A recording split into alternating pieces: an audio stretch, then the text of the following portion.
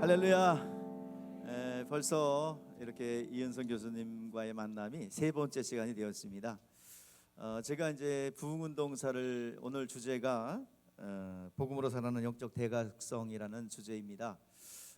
제가 이제 교회사 부흥운동사를 공부하면서 참 부러운 나라가 있었습니다. 바로 다른 게 부러운 게 아니라 미국이라는 나라에 영국과 미국에서 1800년대부터 대부흥이 일어났습니다.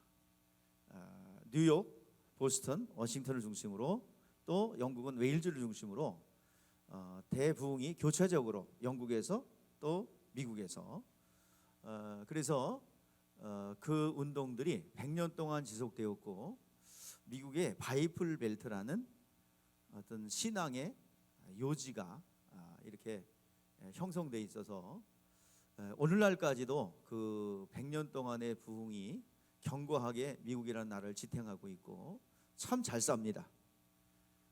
정말 부럽다 할 정도죠. 그 영향이 우리 1900년도에 우리 대한민국에 드디어 웨일즈 부흥의 영향이 원산의 부흥이 평양으로 이렇게 옮겨왔던 그런 영향권 안에 있습니다.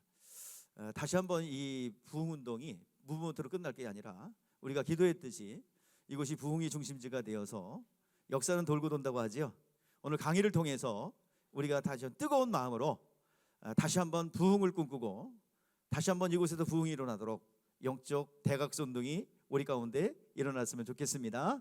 다시 한번 무너진 단들이 회복되고 다시 한번 한국교회가 일어난다면 초강대국의 인류 국가가 될 줄 믿습니다. 여러분의 심령 가운데 부흥이 일어나기를 원합니다. 자, 세 번째 시간입니다. 여러분들 사모함을 가지고 오늘 이 강의가 진행될 때 대한민국의 놀라운 부흥이 일어나기를 꿈꾸며 우리 시작하겠습니다. 우리 교수님 박수로 환영하겠습니다. 감사합니다.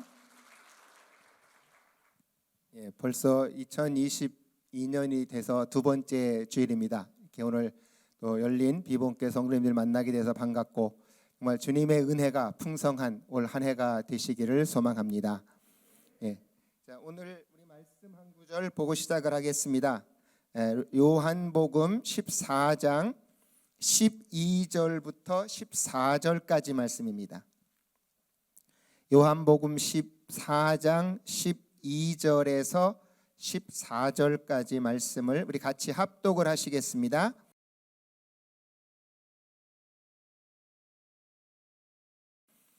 내가 진실로 진실로 너희에게 이르노니 나를 믿는 자는 내가 하는 일을 그도 할 것이요 또한 그보다 큰 일도 하리니 이는 내가 아버지께로 감이라. 너희가 내 이름으로 무엇을 구하든지 내가 행하리니 이는 아버지로 하여금 이들로 말미암아 영광을 받으시게 하려 함이라. 내 이름으로 무엇이든지 내게 구하면 내가 행하리라. 아멘. 예, 이제 오늘 요 말씀은 사실은 이제 여기 원산 부흥운동을 할 때 하디 선교사님이 그 설교했을 때 그 본문이 바로 요 말씀이었습니다. 그러니까 오늘 이제 우리 공부해 보려고 하는 것이 원산에서 시작돼서 이제 평양 대부흥운동 그리고 1910년대까지 100만 명 구령운동을 살펴보려고 하고요. 그리고 이제 두 번째 시간에는 바로 그런 운동의 근원이 됐던 사경회에 대해서 좀 생각을 해보려고 합니다. 그러니까 우리가 생각을 해보시면 1884년에 우리나라에 선교사님이 들어왔으니까 1903년이면 이제 19년 된 셈이죠. 거의 20년이 돼갈 때 한국 안에서 부흥운동이 시작이 되어졌습니다. 그게 바로 1903년 이제 원산에서 선교사님들의 기도회 시간에 이 부흥운동이 시작됐는데 사실은 그 당시 중국의 기독교하고 한국의 기독교는 상황이 정반대였습니다.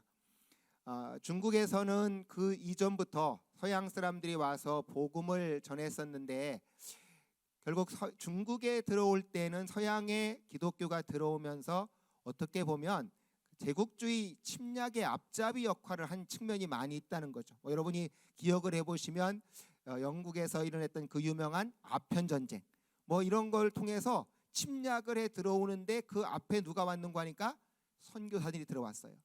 그래서 중국에서는 그 기독교에 대한 반감이 상당히 심했고, 그런 대표적인 사건이 1900년에 바로 만주에서 일어났던 의화단의 난이라고 하는 것이 일어났습니다. 그래서 1900년에 바로 중국의 의화단의 난이 일어나서 이게 무슨 사건인고 하면 많은 선교사님들을 죽였어요. 심지어는 막 죽창으로 찔러서 죽이고 다 이제 나가라. 너희가 우리나라에 이렇게 침략을 해 들어오는 것 때문에 우리가 많은 피해를 봤다. 그래서 만주에 있던 그 선교사님들이 한국으로 피신을 나온 거죠. 그렇게 피신 왔던 분 가운데 한 분이 파이트라고 하는 난감리회 선교사님이었어요. 만주에서 선교 활동을 하다가 그렇게 의화단의 난이 일어나 가지고 결국 피신을 해서 한국으로 피난을 왔던 셈이죠. 그런데 한국은 거꾸로 우리가 지난번에 본 대로 청일 전쟁이 일어났을 때 그때 많은 기독교인들이 교회로 피신을 했어요. 그러니까 그 당시 청일 전쟁이 일어났을 당시에 교회에다가 십자가를 꼽아놓고 아니면 성조기를 꼽아놓고 그러면은 그 청나라 군대도 일본 군대도 건드리지 않았다 이거죠. 이게 미국의 관할권에 있으니까 여기를 우리가 건드리면 결국 오히려 외교적인 문제가 생길 것 같다. 그러니까 한국의 많은 교인들이 피난 가면서 어디로 갔는가 하니까 교회로 간 거예요. 그래서 청일 전쟁 이후에 평양에 많은 기독교인들이 생겨나게 되어졌고, 그때까지는 늘 핍박받던 이 선교사님들도 이제 조금 나쁘게 말하면 어깨에 힘이 들어간 거죠. 많은 사람들이 교회에 오니까 한국에서는 오히려 선교사님들이 약간 우월 의식을 가게 됐고, 중국에서는 너무 핍박받는 이 대조적인 상황 가운데 이제 화이트 선교사님이 원산으로 피난을 온 겁니다. 그리고 이분이 여기 와서 자기는 너무 절박한 상황에서 피난을 왔으니까 거기 있던 한국에 와 있던 선교사님들하고 같이 기도하자 해서 연합 기도회가 시작이 되어졌습니다. 바로 그렇게 중국에 선교하던 파이트 선교사님이 와가지고 거기 이제 맥컬리라고 하는 선교사님하고 기도 운동을 하다가 1903년 8월 달에 우리가 이렇게 여기서만 할 것이 아니라 아예 기도원에 들어가서 일주일 동안 집중 기도를 하자. 그래서 하나님의 은혜를 받아갖고 정말 자기가 중국에서 죽을 고비를 넘기고 여기 와서 잘 선교를 못하고 있는데 이거를 극복하기 위해서 기도원에 들어가서 일주일간 집중 기도회를 하자. 그래서 1903년 8월 24일부터 30일 동안 30일까지 일주일간 기도회를 하러 이제 기도원에 들어간 겁니다. 그러면서 누구를 바로 자기들의 선교사로 초청을 했는가 하니까 강사로 초청한 분이 바로 하디라고 하는 분이었어요. 그래서 이 하디라고 하는 분을 초빙을 해서 그분에게 부탁을 한 게, 우리가 지금 어떻게 기도해야 될지 잘 알지 못해서 지금 너무 힘들다. 그러니까 바로 우리 선교사들에게 기도를 할 수 있는 그 방법을 성경 말씀을 갖고 특강을 해줘라. 그래서 그분이 바로 이 요한복음 14장 아까 제가 읽어드렸던 12절부터 14절이 첫 번째 강의였고, 두 번째는 15장 7절 말씀이에요. 우리가 너무 잘 아는 대로 너희가 내 안에 거하고 내 말이 너희 안에 거하면 무엇이든지 원하는 대로 구하라. 그러면 이룰 거다. 세 번째 강의 제 주제는 16장 23절이었습니다. 그날에는 너희가 아무것도 내게 묻지 아니하리라. 내가 진실로 진실로 너희에게 이르노니 너희가 무엇이든지 아버지께서 구하는 것을 내 이름으로 주실 거다 하는 이 세 개의 설교를 주제를 해서 어떻게 하면 우리가 하나님 앞에 올바르게 기도할 것이고 그렇게 기도하면 하나님이 어떻게 응답해 주시는지, 이걸 가지고 계속해서 강의를 했어요. 그런데 자기가 그렇게 기도하는 그들에게 강의하는 동안에 하나님께서 하디 선교사님 마음속에 성령님 오셔서 계속 말씀하고 있습니다. 지금 네가 바로 이 사람들 앞에서 너의 죄를 자백을 하라는 겁니다. 그래서 하디가 말을 했어요. 하나님, 내가 하나님 앞에서 개인적으로 얼마든지 회개할 수 있는데 내가 어떻게 이 동료 앞에서 내 죄를 고백할 수가 있습니까? 그런데 성령님은 끊임없이 말씀했어요. 네가 바로 이 동료 앞에서 너가 갖고 있는 바로 그 죄를 회개해라. 이 하디라는 분이 어떤 분인가 하면 바로 이제 캐나다 출신이에요. 캐나다 의과대학을 나왔습니다. 토론토 의과대학을 졸업했어요. 그러니까 우리나라 따지면 서울 의대 정도 졸업한 사람이죠. 그러니까 캐나다에서 제일 좋은 대학을 나와서 의사로서 한국에 왔어요. 한국에 와가지고 저 부산에서 활동하다가 이제 안 돼서 다시 원산으로 왔고, 원산에서 자기가 활동하면서 강원도 직영대라는 데 가가지고 3년간 목회를 했는데 전도가 안 되는 거예요. 사실은 자기도 목회에 별로 성공을 거두지 못해서 굉장히 어려움을 겪고 있는 상황 가운데에서 이 당시에 이렇게 설교를 하게 된 겁니다. 하나님께서 계속해서 하시는 말씀이 너의 죄를 고백하라는 겁니다. 그래서 그가 견디다 못해서 결국은 그 선교사들 앞에서 자기의 죄를 고백했어요. 가장 첫 번째 고백한 죄는 바로 자신이 조선 사람들에 대해서 백인 우월감을 갖고 있었다 그 말이죠. 뭐 당연하겠죠. 당시 조선에 왔을 때 너무 못 사는 상태고 힘들고 어려운, 그러니까 이 미개한 나라에 내가 복음 전하러 왔다고 하는 그 백인의 우월감. 또 여러분 지금도 뭐 우리나라의 서울 의대 졸업하신 분들이 어떻게 했어요? 그분들 마음속에 상당한 자부심이 있고, 그러니까 조선 요 사람들보다는 내가 백인 의사로서 굉장히 우월감을 갖고 있었고, 그리고 결과적으로 나는 이만큼 배워서 너희한테 복음 전하러 왔다라고 하는 그런 자만심이 있었고, 그렇지만 하나님 말씀하는 그래요. 그런데 너는 지금 복음을 전하지만 아무런 열매도 거두지 못하는 그렇게 무기력한 자인 걸 고백을 하라는 겁니다.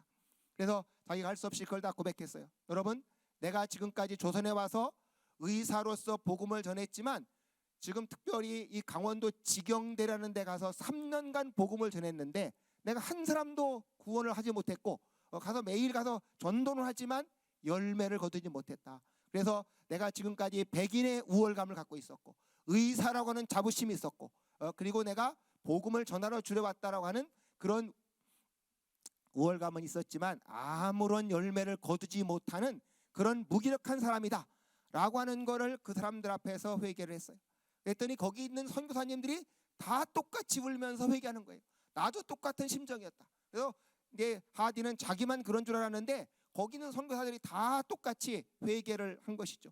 바로 똑같은 그런 우월감을 갖고 있던 거, 자기들의 무기력함, 그러면서도 하나님 앞에서 충성하지 못한 그 모습을 회개하고 거기서 큰 은혜를 받았어요. 그래서 이제 바로 자기가 성령 세례를 받았다. 성령님께서 나에게 찾아오신 날이었다 해가지고 이제 거기서 그렇게 집회를 끝나고 원산으로 돌아왔어요. 원산으로 돌아와가지고 원산에서 자기가 목회하는 그 교회 가서 설교를 하는데 하나님이 또 말씀하시는 거예요. 너 여기 앞에서 또 하라는 겁니다. 아니 그래도 그 아까 기도원에 살 때는 백인들끼리 있었고 자기 동료들끼리 있으니까 그래도 어떻게 해봤지만 지금 조선 사람들이 앞에 있는데 거기에서 자기 잘못을 회개하라고 그러니까 이제 뭐 안 하겠다고 버티는 거죠. 근데 하나님이 계속 또 하라는 겁니다. 그래서 할 수 없이 그래서 그 앞에서 다 회개를 했어요. 하나님이 하라니까 성령님께서 그렇게 압력을 넣어서 이제 다 회개를 했습니다. 회개를 하고 자기가 그 집회 예배를 끝냈어요. 끝냈는데 예배가 끝나자마자 여기 제일 앞에 있던 청년 20살 먹은 양반 청년 그 강의에는 제가 못 썼는데 진천수라고 하는 이 양반이 앞으로 나왔어요. 앞으로 나오더니 자기 죄를 회개하기 시작했어요. 지금까지 사실은 많은 한국 사람들에게 뭐 회개를 하라고 성사님이 여러 번 얘기를 했겠죠. 그러나 과연 어떻게 회개하는지 잘 알지도 못했고 정말 그 죄가 뭔지에 대한 감각도 잘 없었는데 선교사님이 그렇게 자기 죄를 고백하는 걸 보니까 이 친구가 자기 속에서 내가 너무나 잘못했다는 걸 느껴서 이 진천수라는 20살 먹은 청년이 앞으로 나오더니 죄를 회개했어요. 뭐라고 회개하는 거니까 내가 양반집 아들로서 교회를 다녔지만 예수님이 뭔지 잘 몰랐다는 거죠. 그런데 자기 부인이 병에 걸려서 세상을 얼마 전에 떠났어요. 근데 자기가 양반이니까 그 당시 맨날 이렇게 먹고 즐기고 이것이 자기 일이어서 자기 부인이 병에 걸렸음에도 불구하고 치료해 주기는커녕 왜 병에 걸려 나를 힘들게 만드냐 맨날 불평만 하고 부인한테 욕이나 해대고 그러면 자기는 밖에 나가서 술 먹고 돌아다니고 실컷 놀고 기생들하고 놀고 그렇게 살았다는 거죠. 교회를 나왔음에도 불구하고. 근데 지금 오늘 선교사님이 회개하는 거 보니까 내가 정말 나쁜 놈이다. 우리 부인 사랑한 것 하지도 않았고 정말 예수님이 누군지 제대로 알지도 못했고 내가 얼마나 방탕하게 살았는지 하고 거기서 이제 회개가 시작됐어요. 그러고 나니까 그 교회 안에 있던 여러 사람들이 그때부터 회개하면서 그러면서 이제 교회 부흥이 시작됐다는 거죠.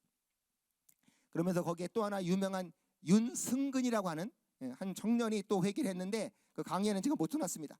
윤승근이라는 청년이 또 나와서 회개했어요. 그러니까 이 친구는 아주 공부를 잘해서 이제 과거에 급제해가지고 요즘 말로 말하면 조폐공사에 근무를 해서 그 당시 돈 찍어내는 이제 그런 회사에 근무를 했는데 한 번은 월급이 자기 월급보다 많이 나왔다는 거예요.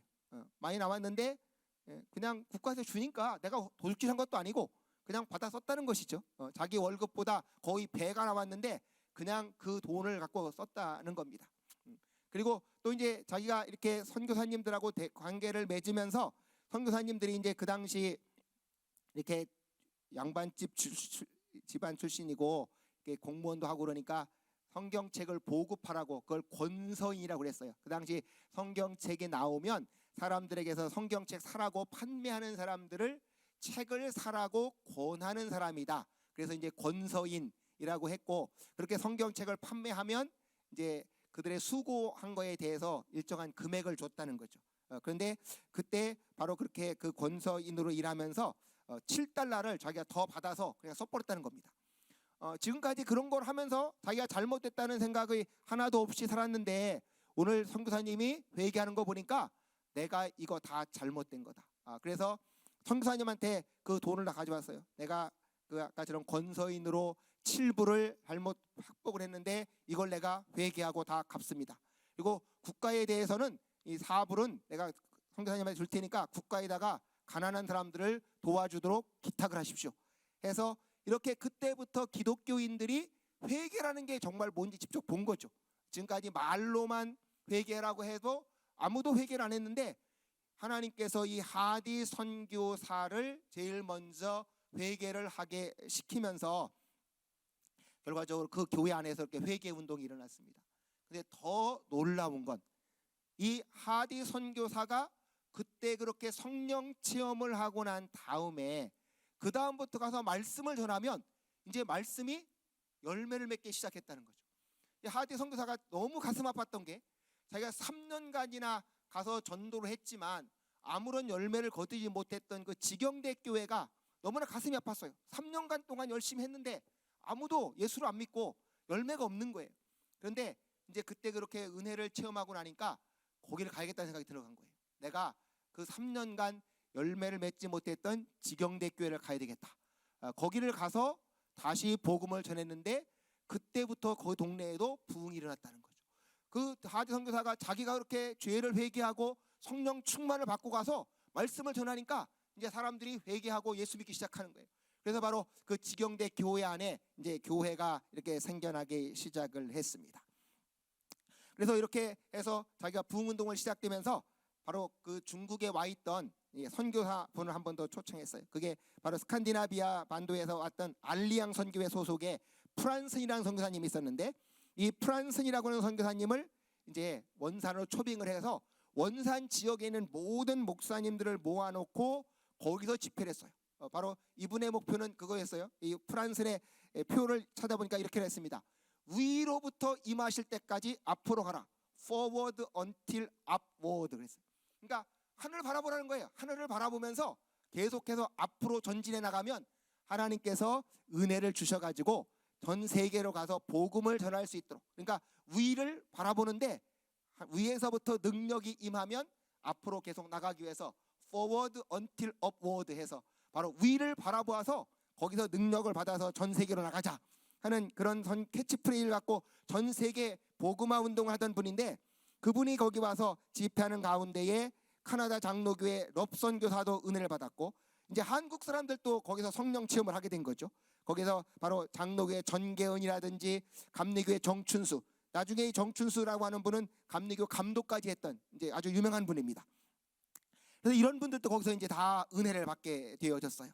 이래서 이 원산에서부터 이렇게 이제 하디가 성령 체험을 하고 난 다음에 은혜를 받게 되어져서 그것이 전국적으로 서서히 퍼져나가기 시작을 했습니다.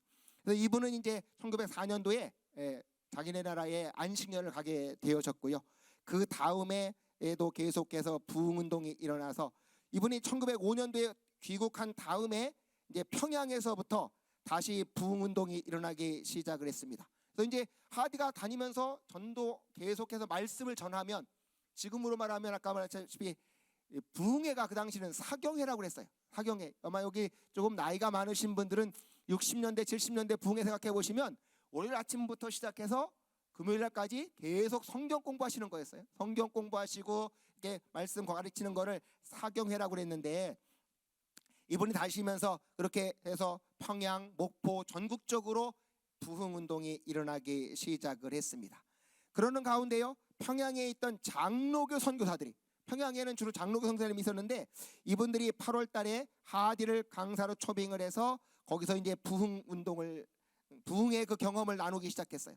그러면서 이분들이 1906년도 8월부터 시작을 해서 정오 기도회를 시작을 합니다. 이제 우리가 평양에 부흥이 일어나기 위해서 12시가 되면 기도를 하겠다. 그래서 그때부터 정오 기도회를 시작을 했고, 그때 이제 한국에 또 하나 왔던 선교사님이 있었는데 그 존스, 거기 제가 잘못 써놨는데요, 존스톤입니다. 거기 그 후 뉴욕에서 온 존스가 아니고 존스톤이라고 하는 이 목사님인데, 이 존스톤이라고 하는 목사님이 이제 전 세계 부흥 현장을 다 돌아다닌 거예요. 아까 목사님 잠깐 말씀드렸는데 1903년도에 웨일즈에서 이반 로버츠라는 광부였어요. 이 광부 청년이 계속 기도하는 가운데 거기에서 부흥운동이 일어났습니다. 그리고 인도에서도 부흥운동이 일어났어요. 그래서 이 존스턴 목사님이 가서 웨일즈에도 가봤고, 그 다음에 인도에도 가보고, 그리고 한국에도 부흥운동이 일어난다는 말을 듣고 한국에 온 거예요. 한국에 와서 이제 바로 평양 장대연 교회에 가서 집회를 했어요.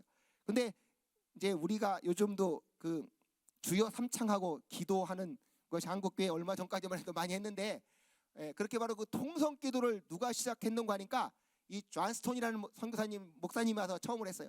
이분이 뭐라고 하는 거니까, 내가 저기 웨일즈에 가보니까 그 웨일즈 사람들이 기도할 때 그렇게 주여 삼창하고 기도를 하더라. 그래서 우리도 바로 이렇게 이제 통성 기도를 하자 해가지고 이제 한국에서 통성 기도가 시작됐다는 겁니다. 그러면서 이분이 뭐라고 도전을 했는가 하니까 평양 거기 이제 장대연 교회 가서 전도를 하면서 바로 웨일즈에 가보니까 이반 로버츠가 20대 청년인데 그 20대 청년이 그렇게 성령 충만해서 웨일즈 지방을 다 복음화시키고 있더라. 여러분 가운데에서도 그렇게 이반 로버츠 같이 성령 충만 받아가지고 대한민국을 위해서 쓰임 받고 싶은 사람이 있으면 일어나라. 근데 아무도 안 일어나는 거예요. 근데 그때 벌떡 일어나는 사람이 하나 있었습니다. 누구였을까요? 그 유명한 길선주 장로였어요. 길선주 장로님이 그 당시 이미 예수님 믿고 평양신학교 다닐 때였거든요. 다닐 때였고 장로님으로서 부흥운동도 하시고 이제 집회도 다니고 그런 상황이었는데 그분이 벌떡 일어났어요. 제가 바로 이반 로버츠 같이 대한민국의 부흥운동에 쓰임 받고 싶은 사람이 되고 싶습니다. 그랬더니 존슨 목사님이 그분을 세워놓고 길선주 장로님으로 해서 막 한참 축복기도 해줬어요. 정말 대한민국의 이반 로버츠가 돼서 대한민국을 부흥시키는 인물이 되라 하고 이제 기도해 주시고 이제 그분은 떠나갔습니다. 그래서 이렇게 해서 1906년부터 해가지고 이제 시작을 해서 선교사들은 1906년 9월부터 쭉 정오 기도회를 시작을 했습니다. 이 정오 기도회는 왜 시작됐는가 하니까 미국에서요 1856년에 어떤 직장인이 그렇게 시작을 했다고 그래요. 어떤 직장인이 교회에서 하나님께서 은혜를 주셨어요. 은혜를 주셨는데 자기가 부흥운동을 해서 기도를 하고 싶은데 할 시간이 잘 없는 거예요.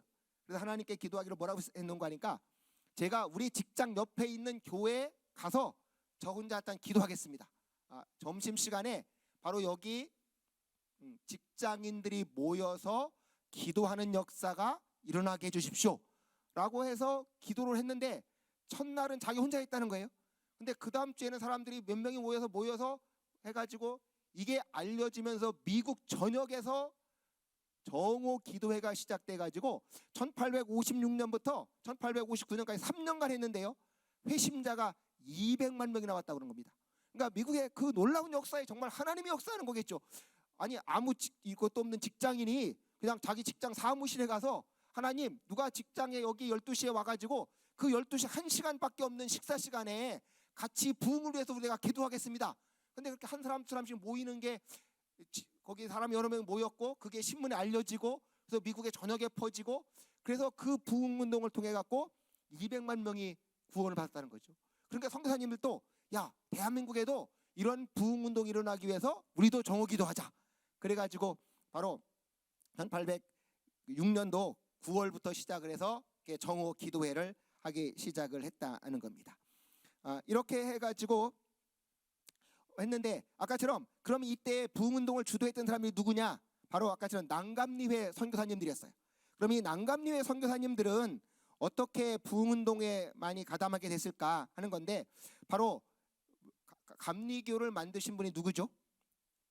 웨슬레 목사님이거든요. 이 웨슬레 목사님이라고 하는 분은 분이 좀 아시는지 모르겠습니다만 원래 이 옥스퍼드 대학을 나온 아주 엘리트였어요. 엘리트여가지고 감리교라는 이름이 어떻게 나왔는가 하니까 메소디스라고 그러잖아요. 메소디스트. 여러분들도 교회에서 지금 경건 생활하시려면 어떻게 하겠습니까? 날마다 성경 읽기 했어요. 날마다 기도해요. 날마다 그렇게 기도하고 일주일에 2번씩 금식했어요. 일주일에 2번씩 금식하고 이제 그것도 모자라 갖고 나중에는 우리가 한 달에 한 번은 저 감옥에 가서 전도한다 해서 그거를 규칙으로 정해가지고 날마다 지켰다. 그래서 너희는 그 규칙 지켜서 천국 가냐? 그리고 사람들이 별명 붙여준 게 메소디스트. 그게 바로 이제 감리교가 됐어요. 그렇게 했던 사람인데 이분이 나중에 미국에 전도하러 갔어요. 전도하러 갔는데 다 실패했습니다. 전도가 안 되는 거예요. 선교하러 가갖고 완전 실패해갖고 1738년에 영국에 돌아왔어요. 근데 자기가 그 일기책 써놨습니다. 1738년 5월 24일 날 밤 8시 45분 자기 교회 영국 성공회 교회 갔다가 은혜를 하나도 못 받고 터덜터덜 걸어오는데 어디를 갔는가 하니까 바로 그 모라비안이라는 사람들의 경건 모임, 그러니까 평신도들이 모여서 성경 읽고 기도하는 데예요. 거기는 목사님도 없어요. 평신도가 읽고 있는데 거기를 들어갔어요. 자기가 보니까 그때 시간이 밤 8시 45분이었다는 겁니다. 근데 거기서 평신도가 책을 하나 읽고 있었어요. 뭘 읽고 있었는가 하니까 루터의 로마서 주석 서문을 읽고 있어요. 우리가 구원받는 건 뭔가 행해서 구원받는 게 아니고 예수님 믿음으로 구원받는다. 그 말을 듣는 순간에 이 웨슬리가 완전 거듭나 버렸어요. 그 전까지는 자기가 막 뭔가를 해가지고 천국 가려고 그랬는데 그게 아니고 예수님 믿음으로 되는 거구나. 이것을 받고 그가 거기서 중생의 체험을 하기 시작을 했고 그 다음부터는 계속 교회 가서 사람들 보고 중생 거듭나야 된다 이렇게 설교하니까 그 영국 성공에 내쫓아버렸어요. 너는 이상한 목사다. 그래갖고 내쫓아갖고 그 성공에서 목회를 못하고 쫓겨나니까 그 다음에 가서 이제 그런 경건 모임에서 집회를 하는 거죠. 그때 그가 했던 유명한 말이 무슨 말인가 하니까 세계가 나의 교구다. 그러고 다니면서 이제 집회를 해서 감리교가 생겨났습니다. 그때 바로 이제 웨슬리가 한 말이 그거죠. 바로 우리는 뭘 받아야 된다? 성령으로 거듭나야 된다. 성령으로 거듭나야지 교회 다니면서 이렇게 아무리 배우고 이거 갖고 안 된다. 그래서 성령으로 거듭나서 내가 중생을 체험하고 하나님의 능력을 받아서 이렇게 복음을 증거해야 된다는 거를 강조했던 것이 요한 웨슬레입니다. 그러니까 우리나라에 왔던 감리교 목사님들도 이제 그런 신학을 가졌던 것이죠. 거기다가 이제 하디는 또 하나가 이제 바로 이 무디, D.L. 무디라고 하는 분의 부흥운동인데요. D.L. 무디의 부흥운동의 가장 중요한 것 중에 하나가 뭔가 하니까 아까도 우리 찬송 불렀잖아요. 찬송 부르는 거. 옛날 그러니까 이 18세기 부흥운동이 일어나기 전까지는 예배 드리기 전에 찬송 부르는 일은 없었어요. 그래서 우리가 이제 예배 전에 찬송 부르는 걸 옛날에는 준비 찬송을 했잖아요. 그러니까 어느 분들이 아니 하나님께 예배하는데 준비가 어디가 있냐, 그냥 찬송이면 찬송이지. 그래서 지금은 그냥 그런 말을 안 쓰는데 옛날에는 이런 집회가 없었고 당연히 그냥 예배가 시작되면서 모든 예배를 준비했습니다. 그런데 이 부흥운동이 일어나니까 어떤 일이 벌어졌냐? 예배 모임을 교회 안에서 하는 게 아니라 어디서 하는 거예요? 미국에서는 저 벌판에서 하는 거예요. 벌판에서 모여나가고 그걸 캠프 집회라고 그러는데 거기서 하려니까 사람들이 맹성맹성한데도 갑자기 말씀 전하면 안 된다 그 말이죠. 그래서 D.L. 무디가 유명한 이라 생키라고 하는, 원래 이라 생키라는 친구는 미국의 유명한 그냥 가수였어요. 일반 가수. 그래서 세상에서 출세하려고 했는데 어느 날 자기 집회에 와서 찬송을 부르는 거예요. 그 말 듣고 어떤 D.L. 무디가 평신도입니다. 목사님도 아닌데 굉장한 영적인 카리스마가 있었나 봐요. 그 이라 생키 보고, 젊은 청년 보고, 너 나하고 다니면서 복음 찬송 안 부를래? 그랬더니 그 친구가 부르겠습니다 하고 따라다니면서 평생 동안 그 부흥 찬송을 시작했습니다. 그래서 그때부터 뭘 했는가 하니까 그 평지에다가 이렇게 야외에서 집회를 하니까 30분 동안 찬송 불러가지고 이 사람들의 마음의 문이 열리면 그때 복음을 전하는, 그래서 바로 이라 생키의 가장 중요한 것이 한국교회에 지금 들어와 있는 이렇게 예배 전에 찬송 부르면서 사람들의 마음의 문을 연다 하는 그런 전도 방식이 이제 그렇게 생겨나게 됐던 거죠. 그래서 바로 D.L. 무디의 방식을 배워서 이제 한국에 와가지고 집회를 했던 사람들이 이제 난감뉴의 사람들이다 하는 겁니다. 그래서 바로 그런 여러 거기 뭐 저다인이라든지 크렘이라든지 무스 같은 분들이 다 뭐 따지면 함흥에서 하는 사람, 저 인도에 저기 개성에서 했던 사람, 서울에서 했던 사람, 그리고 저 목포에서 했던 사람, 이런 여러 분들이 했는데 바로 이분들이 전부 다 그렇게 성령의 체험을 통해서, 성령의 은혜의 체험을 통해서 이제 복음을 증거하는 그런 운동이었다라고 하는 것이죠. 그래서 바로 그것이 1903년부터 1907년까지 부흥운동의 공통점은, 가장 중요한 건 성령님의 역사를 통해서 사람들이 거듭났고, 그래서 삶이 완전히 변화되면서 세상에 복음을 증거하는 그런 사람들로 가게 됐다는 겁니다. 그래서 이거를 교회 역사에서는 또 다른 말로 경건주의라고 말을 해요. 이 경건주의에서 가장 중요한 건 우리가 흔히 말로 교회를 오래 다니는 것보다 중요한 게 born again 했냐, 거듭났냐는 것이죠. 하나님과의 인격적인 만남을 통해서 거듭난 중생의 체험을 하고, 그 다음에 기도의 능력을 갖고 성경 공부를 중심한 신앙 훈련을 하고 바로 사회적인 문제까지 해결해가는 그런 운동을 이제 경건주의 운동이라고 말을 했습니다. 바로 하디의 부흥운동이 이런 경건주의하고 맥락이 닿아서 이런 이제 부흥운동이 일어나게 되어졌다라고 하는 것이죠. 그래서 결국 이렇게 해서 평양의 원산 대부흥운동이 마지막에 연결된 것이 평양의 대부흥운동으로 연결이 되어졌습니다. 바로 이 평양 대부흥운동은 이제 그렇게 1907년도 1월 2일부터 1월 15일까지 평양 장대현 교회에서 시작이 된 건데, 아까도 말했지만 이거는 사경회였습니다. 사경회로 시작을 했는 건데, 그 사경회에서 그런 성령님의 놀라운 역사가 일어나 가지고 바로 이제 평양 대부흥운동으로 일어나게 되어졌습니다. 그래서 이 사경회가 시작되기 전에 아까처럼 그 길선주 장로님이 일주일 동안 준비 기도를 했어요. 준비 기도 모임을 해서 바로 1906년 12월 26일부터 31일까지 일주일 동안 그런 준비 집회를 하면서 하나님의 은혜를 간구했다는 거죠. 아까도 말씀드렸지만 선교사님들은 끊임없이 정오 기도회를 계속하고 있습니다. 그러니까 평양 지방에서 부흥운동이 일어나기를 위해서, 여기서 한번 생각해 보시면 서울에서는 부흥운동이 일어나지를 않았습니다. 서울에서는 일어난 게 아니고, 아까처럼 제일 처음에는 원산에서 일어났고, 두 번째 일어나는 곳은 바로 평양에서 이런 부흥운동이 일어났다는 것이죠.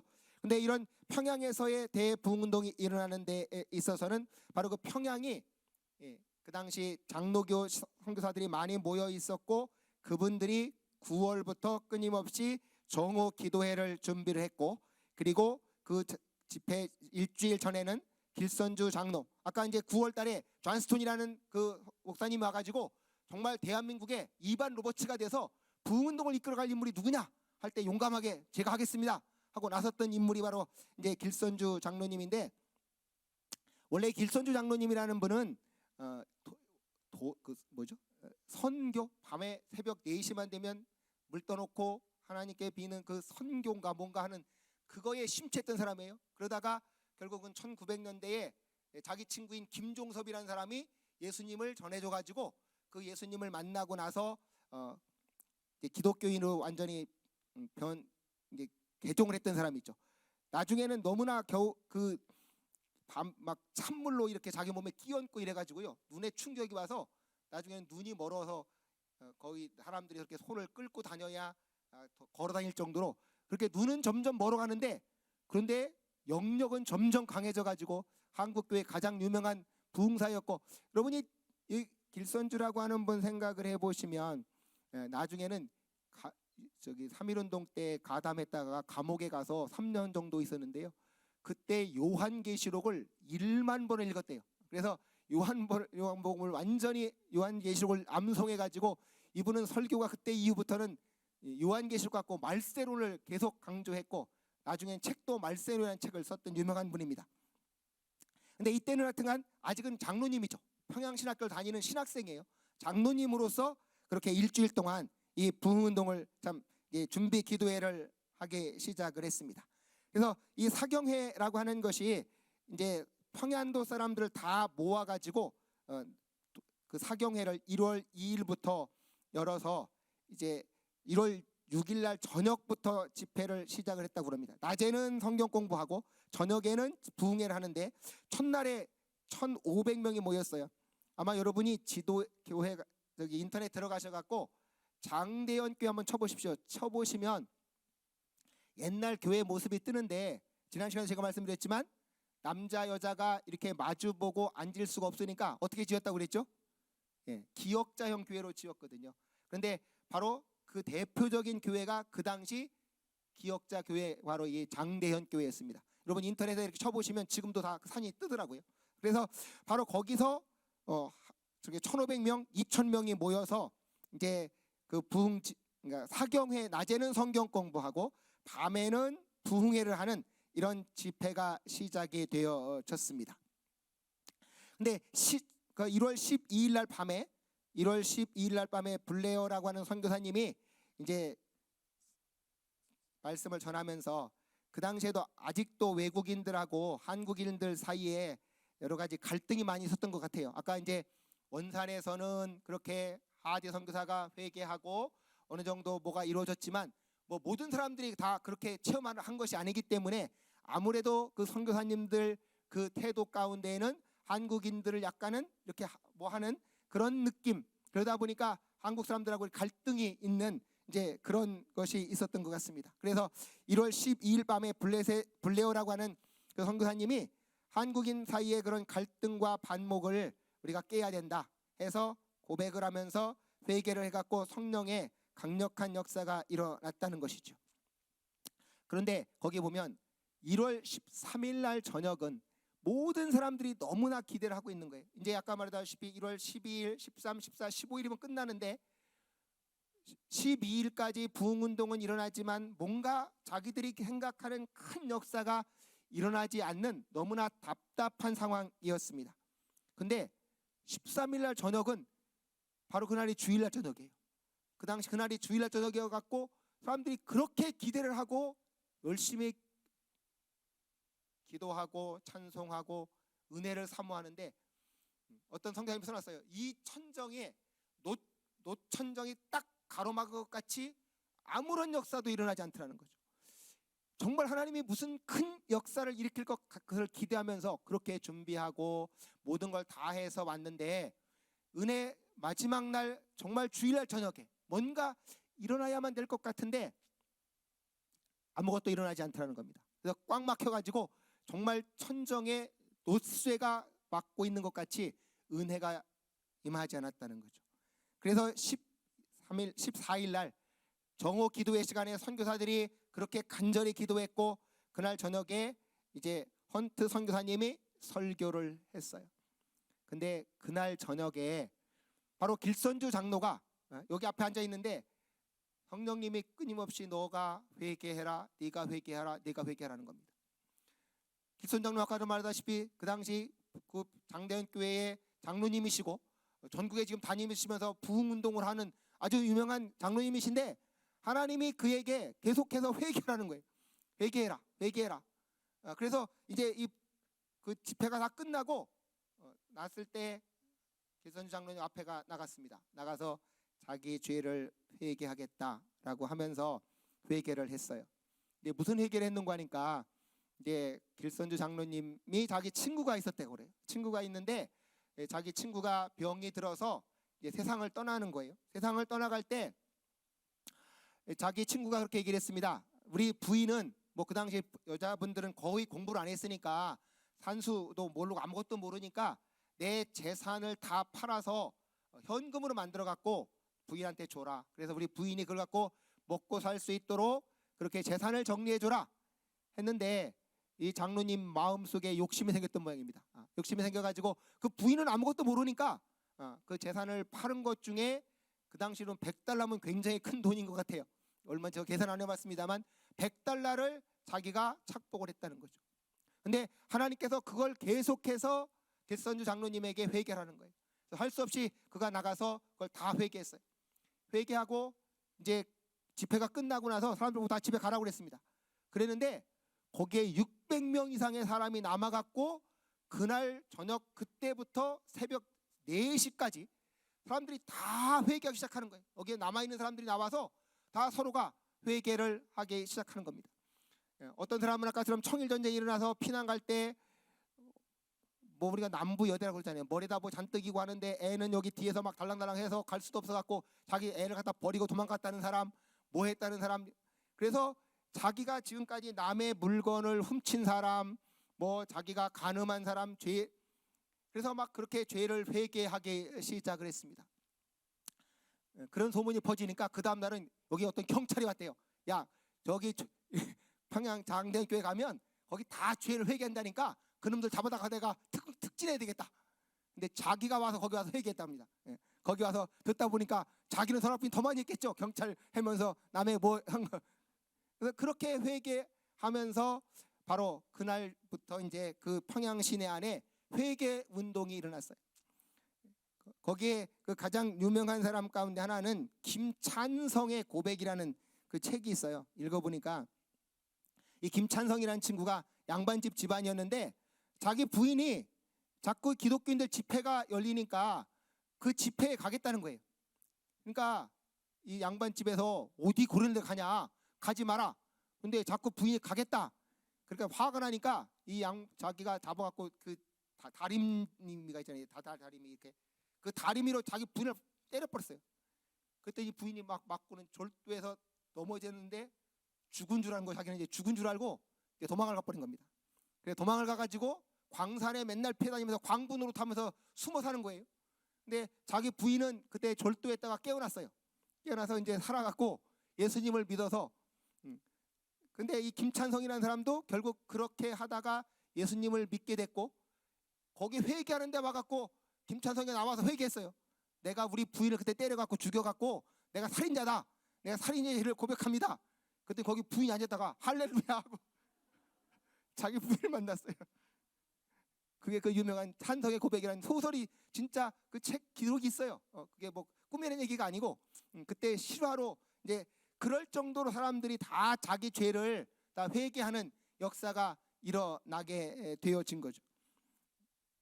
그러니까 이렇게 해가지고 부흥운동이 일어나서 사람들이 다 전도하고 다니면서 해서 이제 1월 15일 날 끝났습니다. 이 평양대 부흥운동이 끝나고 나니까 그 다음에는 이제 학생들이 개학을 해서 학교에 모인 거예요. 학교에 모여갖고 선생님들이 그 당시 평양에 있는 게 미션 스쿨이니까 선생님들이 앉아서 아침에 공부하려고 기도만 하면 막 학생들이 눈물 흘리고 회개하고 이게 공부가 안 되는 거예요. 그래서 공부가 안 돼가지고 수업을 멈추고 학생들이 집회하고 평양시에 다니면서 전도하기 시작했고 그래서 결과적으로 그 서울 그 평양 시내 안에 학생들이 거기 보시다시피 숭실대학, 숭실학교, 숭덕, 광성학교 이런 학교들이 수업을 중단하면서까지 사경회에 참석하고 기도회를 참석하고 그룹 지어다니며 전도하기 시작했고 아까 거기 나왔더니 숭덕학교 그 김찬성 교사의 인도로 300명 학생이 회개했다. 그러니까 그 학교 학생 다 회개했다는 얘기겠죠. 300명 학생이 회개하는 이런 일이 벌어졌고 그래서 길선주 장로는 이제 그때부터 다니면서 말씀을 전하면 사람들이 은혜 받게 되니까 이제 바로 전국을 다니면서 이 부흥운동을 시작을 한 겁니다. 그래서 나중에는 이제 의주까지 가고 심지어는 중국까지 갔다는 거예요. 이게 만주에서 중국에까지 가갖고 봉천, 북경, 몽고에까지 확산이 돼서, 그래서 이제 평양에 부흥운동이 일어났다고 하니까 사람들이 이제 특히 중국에서 진짜 그거 맞냐? 그래갖고 이제 평양에 사람들을 보내본 거예요. 이제 와가지고 중국 사람들이 평양 시내에 다니면서 교회를 간 게 아니라 중국에서 장사하는 사람한테 물었다는 겁니다. 야, 여기 평양에 부흥운동이 일어났다는데 너 부흥운동이 일어난 거 아냐? 그러니까 장사하는 사람들이 나는 그런 건 모른다. 내가 교회를 안 가기 때문에 그런 건 모르는데 한 가지 확실한 건 있다. 지금까지 내 돈 떼어먹었던 사람들이 와갖고 다 돈을 갚는다는 겁니다. 지금까지 장사한다고 물건 떼가고 물건을 갖고 가서 돈을 안 갚는 사람들이 많이 있었는데 지금 와갖고 자기들이 다 돈을 갚는 거 보니까 여기에 무슨 일이 일어나는 것 같다. 우리가 잘 아시는 대로 평양이 조선 후기에는 무슨 동네였습니까? 유명한 화류계로 제일 유명한 동네예요. 그 기생들이 제일 많고 놀기가 제일 좋은 동네였는데 이 1907년에 평양 대부흥이 일어난 다음에 평양이 뭐라고 불리기 시작했는가 하니까 동양의 예루살렘이라고 불리기 시작했습니다. 동양의 예루살렘이라고 불리기 시작하면서 바로 한국교회의 가장 중심이 되어졌던 것이죠. 그래서 바로 이 평양의 대부흥운동에 대해서 그 이기람 선교사님이 뭐라고 말했냐? 한국교회가 성령 세례를 받은 거다. 바로 이 성령 세례를 받은 거여서 이 평양에 성령 세례 받으면서 가장 중요한 게 뭐였냐? 순수한 회개 운동이었다. 그러니까 그들이 그렇게 철저하게 회개하기 시작을 했고, 그렇게 철저한 회개 운동이 시작됐던 건 성경 공부가 수반되어졌기 때문에 이것이 가능하게 되었다는 것입니다. 그래서 바로 이 평양의 대부흥 운동을 하나님께서 왜 일으키셨을까 생각을 해보면, 우리가 여러분도 한번 구약을 생각해 보시면요, 결과적으로 남유다가 망해갈 때 마지막에 부흥 운동을 일으키는 사람들이 누가 있습니까? 구약 성경을 한번 생각해 보시면 히스기야 왕도 부흥 운동을 하죠. 그 다음에 요시야 왕도 부흥 운동을 합니다. 나라가 망해가지만 그러나 누구를 남겨놓기 위해서요? 남은 그루터기들 남겨놓아서 나라는 망하더라도 하나님의 백성들은 연속되어져 가도록, 그렇게 어려운 가운데서 하나님은 히스기야의 부흥운동, 요시야 왕의 부흥운동을 통해서 결국은 그들이 바벨론에 끌려갈 망정, 바로 남은 자로서 그 신앙의 명맥을 이어가겠는데, 바로 1910년에 가면 우리나라가 결국 일본에게 강제로 합병당합니다. 그러나 그 36년의 그 고난 속에서도 그 신앙을 가지고 교회를 지킬 그런 인물들을 길러내기 위해서 하나님은 바로 이렇게 급하게 원산에서부터 시작을 해서 평양을 통해 가지고 이런 부흥운동을 통해서 한국교회를 새롭게 만드셨다는 거죠. 그래서 이 36년을 견뎌낼 영적인 도덕적인 토대가 만들어졌습니다. 그래서 이 부흥운동은 한국 사람들이 어떤 특별하게 해서 아니고 바로 아까도 말했지만 영국에서도 웨일즈 부흥운동이 일어났고요, 사실은 1905년에 미국에서는 오순절 부흥운동이 일어났고 전 세계적으로 부흥운동이 일어나고, 그러는 가운데에 하나님께서 한국에서도 일으키셨던 놀라운 부흥운동이라고 말할 수가 있겠다라고 하는 겁니다. 그래서 1교시 여기서 마치고 10분 쉬었다가 그 다음에 이어서 하도록 하겠습니다. 다시 시작하도록 하겠습니다. 그래서 이제 제가 좀 생각해 보려고 하는 것은 부흥운동이 일어났을 때 그런 신학 사상하고 부흥운동의 상관관계를 좀 생각을 해 보려고 합니다. 그러니까 이제 1907년 그렇게 한국에 왔던 선교사님들이 대부분은 이제 프린스턴 신학교에서 공부를 했던 분들이나 아니면은 이제 영국에서 미국의 맥코믹 신학교 출신들이었는데, 이분들은 다 이제 교리를 대단히 중시하는 분들이었어요. 그러면서도 또 하나 이제 성령의 역사를 통한 부흥 운동을 동시에 체험하는 분들이었습니다. 그래서 아까처럼 한국에 온 장로교 선교사님들에게 영향을 미쳤던 거는 19세기 후반에 미국에서 아까 제가 말씀드렸던 1857년부터 9년까지 정오 기도 운동, 그리고 이제 무디 부흥 운동하고 학생 자원 운동에 대해서 영향을 받았던 분들입니다. 여러분 알다시피 무디라고 하는 분은 전혀 그 초등학교도 제대로 공부를 못했던 분이에요. 초등학교도 제대로 공부를 못했던 분인데, 그런데 그분을 통해서 성령님께서 역사를 하시면서 평신도로서 전 세계적인 이제 부흥 운동을 일으켰던 분이죠. 그래서 이 무디라고 하는 분은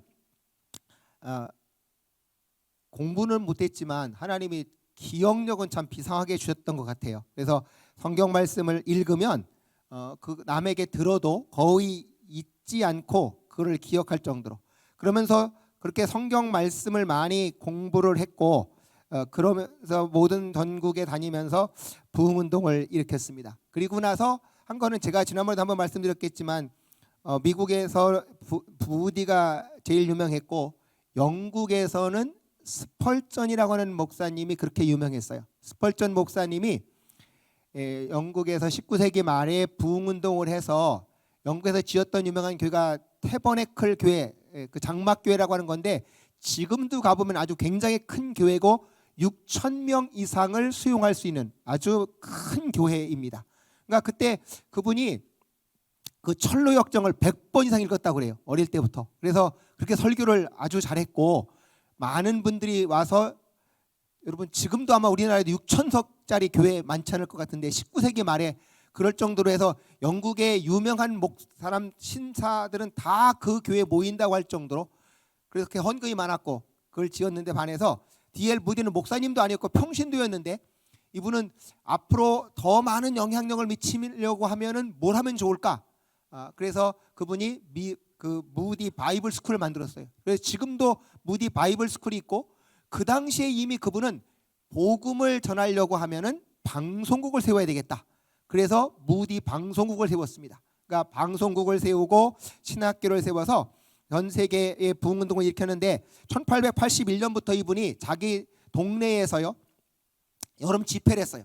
여름 집회를 하면서 신학생들을 모아가지고 전 세계에 복음을 전해야 되겠다.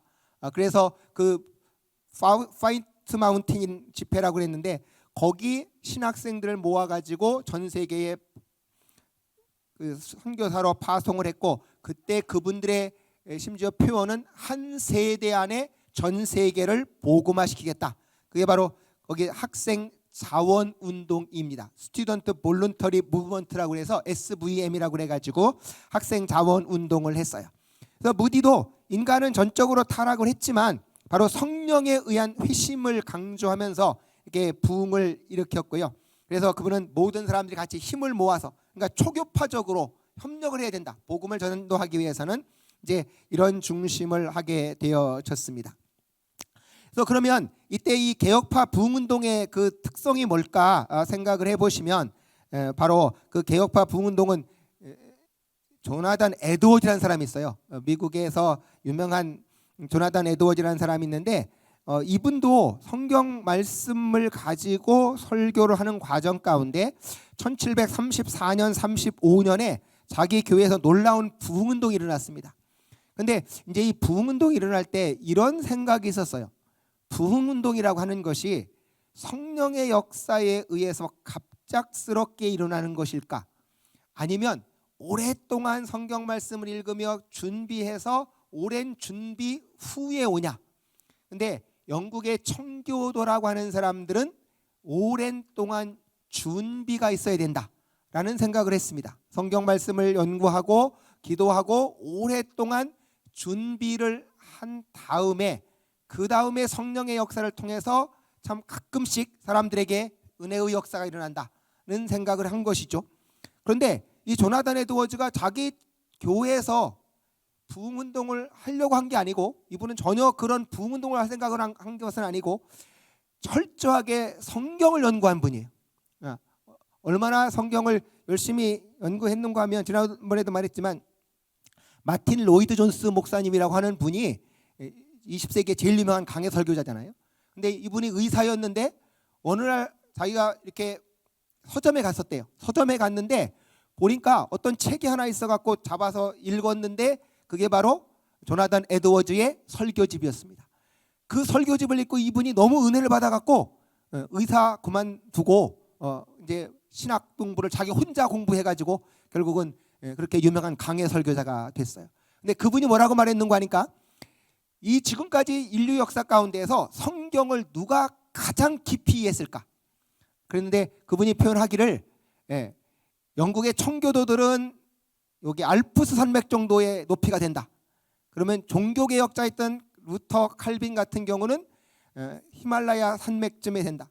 그러면은 여기 조나단 에드워즈 높이는 어디냐? 히말라야 산 꼭대기 최고봉이 바로 조나단 에드워즈다 라고 말할 만큼 그 조나단 에드워즈가 이 성경 말씀을 연구했다는 거죠.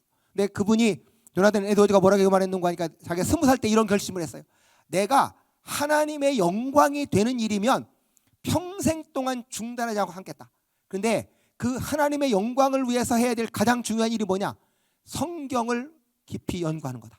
그래서 자기가 성경이 공부하다가 이해가 안 가면 기도하고 이해될 때까지 파고 들어갔다는 겁니다. 그래서 누구보다도 가장 깊게 그 성경을 연구를 한 분이었어요.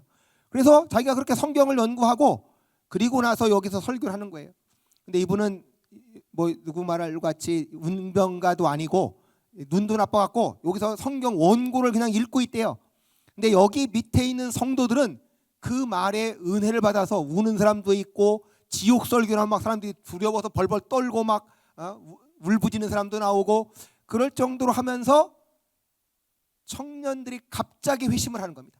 그러니까 아까처럼 교회를 꾸준히 나와갖고 이렇게 훈련받아서 그런 사람들이 회심한 게 아니고 교회도 안 나왔는데 오늘 갑자기 교회를 나오더니 이렇게 갑자기 회심하는 그런 역사가 일어나서 그분이 쓴 유명한 책이 놀라운 회심 이야기라는 책이 있어요. 그 놀라운 회심 이야기가 왜 놀라운 얘기인가 하니까 자, 부흥운동은 어떻게 일어나냐? 이제 그분은 성경 말씀이 이렇게 들어갈 때 성령의 쏟아 부으심 속에서 하나님이 주권적으로 일으키는 거다.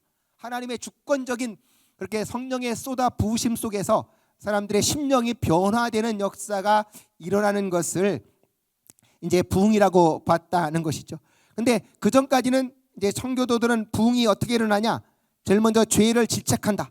그 다음에 자기가 죄인이라는 걸 깨닫고 하나님 앞에 휴밀리에이션, 겸비하게 되어지고 마지막에 회심을 하게 된다라고 보았던 것이 청교도 역사였다면 조나단 에드워즈는 그런 하나님의 역사에다가 플러스 즉각적인 회심의 역사도 일어나더라. 그러니까 오랫동안 교회를 안 나온 청년들도 갑자기 교회 나와서 은혜 받아서 변화되는 역사도 일어나더라 해서 이제 그분이 쓴 책이 그 유명한 놀라운 회심 이야기입니다.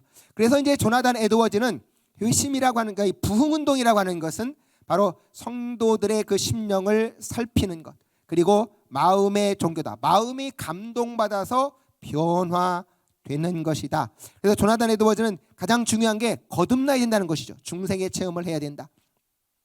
근데 결국 아까도 말씀드렸지만 이 조나단 에드워즈나 이 부흥운동에서 그분들이 가장 강조했던 건 철저하게 하나님의 말씀의 역사를 통해서 회심의 역사가 일어난다는 겁니다. 아까도 말씀드렸지만 조나단 에드워즈도 그 모든 역사가 일어나는 건 성경을 그렇게 철저하게 연구했다고 하는 것이죠. 제 개인적인 경험을 말씀드리면 저도 대학교 때 교회를 갔어요. 대학교 때 교회를 가서 저는 초등학교 6학년 때 제가 초등학교 6학년 때 아폴로 11호가 달나라에 가서 착륙을 했어요. 근데 그날 한국에서도 왜 공휴일로 쉬어가지고 학교를 안 갔습니다. 그 기념을 해서 미국이 왜 달나라 가는데 우리나라가 쉬었는지 모르겠는데 그때부터 제 머릿속에 뭐가 들어왔냐? 이 세상은 다 뭘로 움직인다? 과학으로만 움직인다. 이게 제 신조였어요.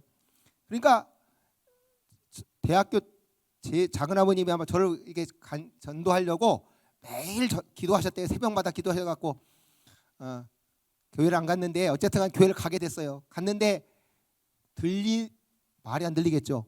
제일 먼저 사람이 죽었다 산다 이런 얘기는 너무 안 들리고 지금도 제 가장 머릿속에 남아있는 게 하나 있어요. 어느 목사님이 달러돈 들고 올라오셨어요. 이렇게 달러돈 들고 올라오시더니 뭐라고 하시는 거 하니까 미국이 잘 사는 게 왜 잘 사냐? 여기 We Trust God 써 있대요. 우리는 하나님을 믿는다. 그래서 미국이 잘 산다고 그래. 그러니까 막 제 속에서 아니 그러면 대한민국 대통령은 다 미친놈들 아니냐? 한국 돈에도 그럼 우리 하나님 믿는다 써놓고 잘 살지 왜 그걸 못 사고 우리는 못 사냐? 아니 미국의 땅덩어리가 넓고 자원이 많은 게 살살 테지. 그리고 막 내가 욕을 했어요 목사님한테. 그러니까 교회 가서 하는 소리마다 안 들리죠. 한마디도 안 들리는 거예요. 근데 어쨌든 간에 그렇게 씨름하며 다니다가 말씀이 믿어서 이제 세례를 받았어요. 그랬더니 그날 목사님이 하시는 말씀이에요. 여러분이 이제 거듭났으니까 성경 말씀을 읽어라. 아침밥 안 먹으려면 성경책 읽지 말고 아침밥 먹으려면 성경책 읽으라는 거예요. 그러니까 제가 처음으로 은혜 받았으니까 그때 그야말로 목사님 말씀 하나님 말씀 같이 들렸으니까요. 그때부터 제가 성경책을 읽기 시작했어요. 창세기 1장부터 읽는데 이게 암호문 같기도 하고 무슨 말인지 뭐 처음 교회 가서 읽으니까 하나도 이해가 안 되죠. 그런데 하나님의 저한테 하나 은혜를 주셨어요. 뭘 은혜를 주셨냐? 끈기. 끝까지 읽는 거예요. 창세기 1장부터 하여튼 첫 해 두 번째까지 다 읽었어요. 요한계시록까지. 대학교 4학년이 됐어요. 근데 그때 제가 대우모를 해가지고 아르바이트가 다 잘리고 돈이 한 푼도 없는 거예요. 이제 한 푼도 없어갖고 하는데 근데 성경책을 읽는데요. 하나님 말씀이 살아있다는 게 그때 느껴졌어요. 그래가지고 제가 막 성경책을 읽으면 제 머릿속에서 가서 누구한테 이걸 막 자꾸 말을 하고 싶은 거예요. 근데 교회 새벽기도 가면 가끔 전사님이 안 오세요. 새벽기도 안 와. 그럼 제가 막 설교했어요. 뭔 소리 했는지 모르지만 오늘 읽은 거 갖고 와서 그냥 막 설교를 하는 거예요. 근데 그냥 앉았으면 막 뭐가 떠올라요. 계속 이렇게 성경 말씀이 살아가지고 그래서 제가 그때 하나님은 말 살아서 운동력 있다는 말씀이 이런 건가 보다 하고 깨달아갖고 그때부터 지금까지 저는 하여튼 눈 뜨면 성경책 5장 읽는 게 일입니다. 그러니까 구약 성경 3장, 신약 성경 2장. 이제 신학교 간 뒤부터는 신약 성경은 이때 헬라어로 한 장 읽어보고 라틴어로 한 장 읽어보고 하여튼 5장을 매일 읽습니다. 그래서 지금까지 저는 늘 생각하는 거예요. 하나님이 이 말씀을 읽는 것 때문에 은혜 받는 것 같고 제가 신앙생활에 한 번도 흔들리지 않고 지금까지 오면서 늘 이렇게 역사를 하지 않았나 하는 생각이 들어가요. 결과적으로 이분들이 하나님 말씀이 없이는 이게 이루어질 수 없다는 거죠. 그러니까 여기는 우리 목사님 훈련을 통해서 잘 배우시겠지만 성경 말씀을 읽자. 성경 말씀을 읽으면 그 말씀에 살아서 운동력이 있어서 우리 심령을 움직이고 그것이 모든 역사를 이루어 간다라고 하는 것이죠. 그래서 결국 이분들은 하나님 말씀을 읽으면서 그 다음에 두 번째 성령의 역사를 통해서 부흥의 역사가 일어난다라고 하는 거였습니다. 그래서 이분들의 그 부흥운동의 가장 핵심은 부흥운동은 어디서 일어나냐? 사모하는 사람에게 일어난다는 거예요. 사모하지도 않는데 갑자기 일어나는 경우는 없다. 그러니까 부흥운동은 하나님 말씀을 열심히 읽고 열심히 마음속에서 기도하면서 사모할 때 하나님께서 성령님을 부어주시면 거기 바로 부흥운동이 일어난다라고 하는 것이죠. 그래서 바로 이 부흥운동을 통해서 그렇게 영향을 받았던 분들이 한국에 들어왔고 그 한국에 들어온 선교사님들이 그렇게 말씀을 가르치면서 기도하는 가운데 평양의 대부흥운동이 일어났다는 겁니다. 그래서 제가 거기 이제 그 부흥운동의 긍정적인 면을 한번 써놨습니다. 거기 보시면 기독교의 순수한 신앙과 정신이 한국에 뿌리를 내렸다라고 하는 것이죠. 처음에 아까처럼 한국의 교회 안에 들어온 많은 성도님들 가운데에는 기독교가 힘 있는 종교라는 걸 생각을 해갖고 선교사님들한테 뭔가 의지하려고 들어온 분들도 많이 있었다는 거죠. 그런데 1907년에 그렇게 평양 대부흥운동이 일어나고 나서 교회라고 하는 건 그렇게 어떤 인간적인 뭔가 도움을 받고 어떤 힘을 의지하고 들어오는 것이 아니라 하나님을 만나서 우리의 신앙이 새롭게 변해가는 것이다. 그래서 기독교의 순수한 신앙과 정신이 한국에 뿌리를 내렸다. 성령이 임재하신다는 걸 깨닫게 됐고 그리고 철저하게 죄를 고백하게 됐고 장래 심판이 있다고 하는 것 하나님의 사랑과 공의를 체험적으로 이해하게 되어졌습니다. 그리고 가장 두 번째로 가장 중요했던 게 한국의 신자들하고 선교사들의 갈등과 불화가 극복되고 이해가 증대됐다.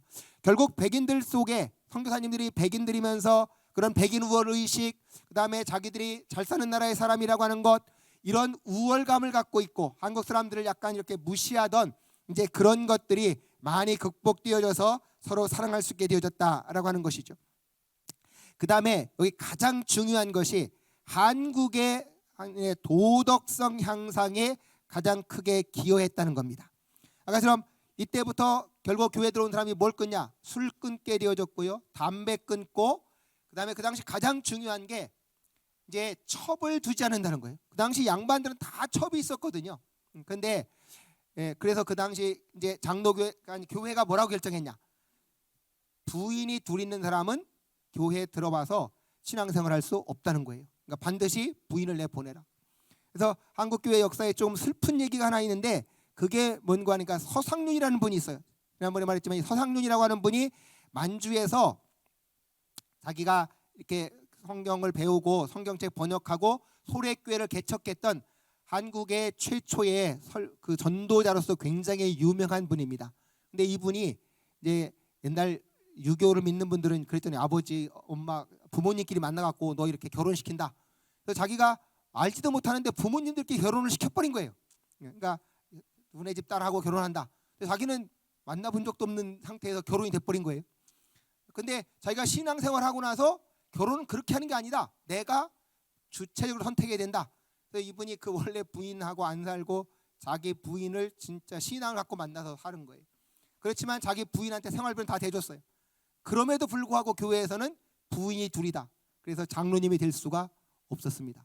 그만큼 철저하게 한국 교회는 바로 일부 일처제를 해서 그때부터 이제 한국 교회 안에 바로 부인을 둘 갖는 그런 일은 불가능하게 됐다는 것이죠. 그다음에 아편, 노름 이런 것들을 금지해서 우리가 윤리적으로 깨끗하게 사는 게 인간적인 노력으로 되는 것이 아니라 성령의 역사를 통해서 가능하다는 거죠. 성령의 역사가 일어나면 술도 끊게 되고 담배도 끊게 되고 마약도 끊게 되고 삶의 새로운 그런 변화가 나타나게 되어진다는 겁니다. 네 번째는 이제 성경 공부가 열심히 시작되어졌고 새벽 기도가 시작이 되어졌습니다. 그래서 때부터 이제 새벽 기도가 시작이 되어졌다라고 하는 거고요. 그 성경 공부는 밑에서 한번 다시 보도록 하겠습니다. 그다음에 다섯 번째는 신자들의 숫자가 급격하게 증가했다. 바로 평양 대부흥운동이 일어나니까 아까 말한 대로 은혜 받은 분들이 다니면서 뭐하냐? 전도하시는 거예요. 전도하라고 해서 된 게 아니고 자기가 은혜 받고 나니까 스스로 다니시면서 전도를 하면서 그렇게 평양 대부흥운동 후에 신자들이 급격하게 늘어나서 1905년에 321개이던 게 1907년이 끝날 때 2배로 늘어나서 640개가 되어졌고 세례받은 숫자가 9,700명에서 19,000명 정도로 늘어났고요. 학습교인은 3만 명에서 9만 명이 넘게 됐고 헌금도 135만에서 531만으로 이렇게 늘어나면서 한국교회가 질적으로 성장하면 그 다음에 뭐가 따라오냐? 양적인 성장이 이루어진다는 거죠.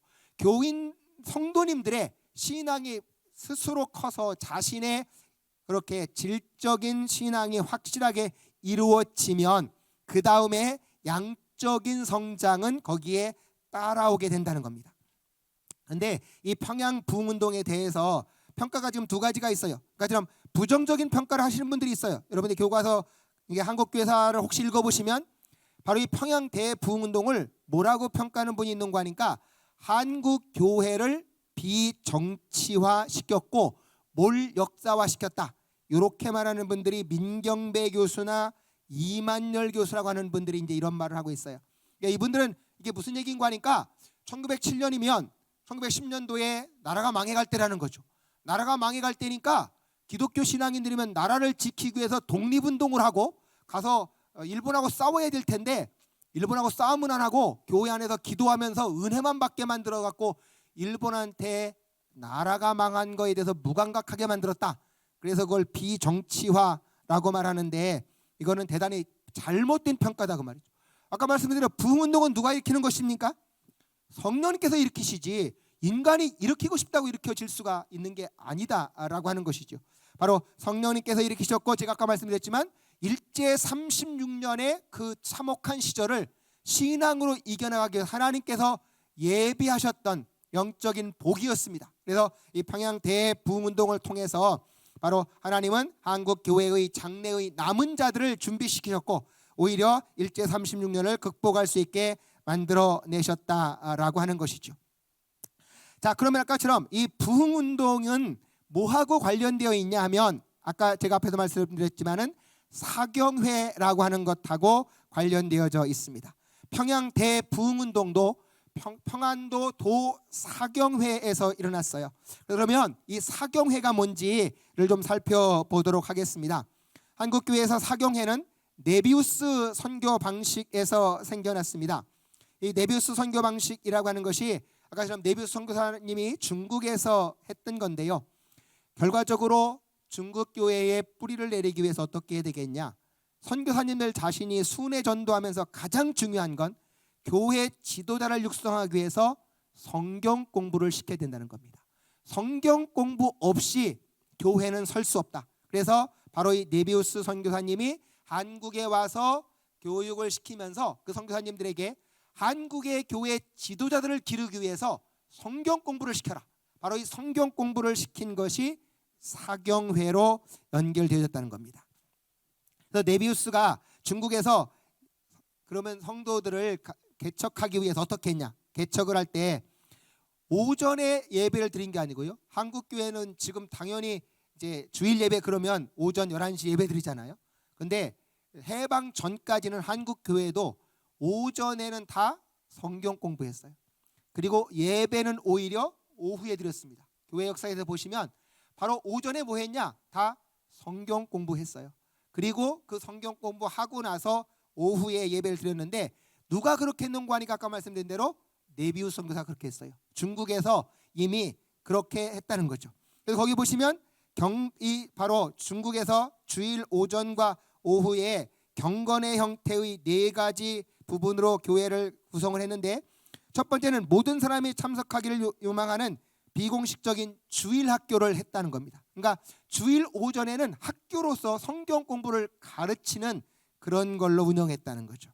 그래서 참가한 모든 사람들이 인도자하고 그 아래 배우기를 원하는 사람들이 이제 개인적인 성경 공부하는데 성경 공부하려면 제일 먼저 뭐가 알아야 되겠습니까? 글자를 먼저 알아야 되겠죠. 그래서 중국말을 가르친 거예요. 뭔가 중국어 문자를 배우거나 하는데 성경 구절로 그 글자를 가리키는 거죠.